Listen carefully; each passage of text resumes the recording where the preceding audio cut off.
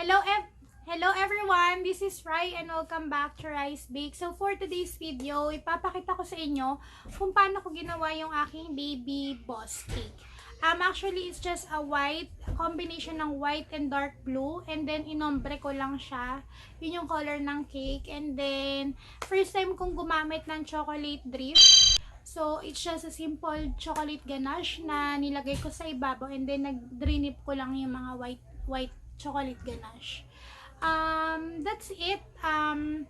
If you're new to my channel, please don't forget to subscribe and please don't forget to hit the bell button para ma-notify kayo sa mga bagong videos ko.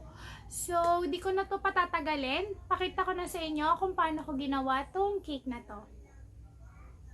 Bye-bye!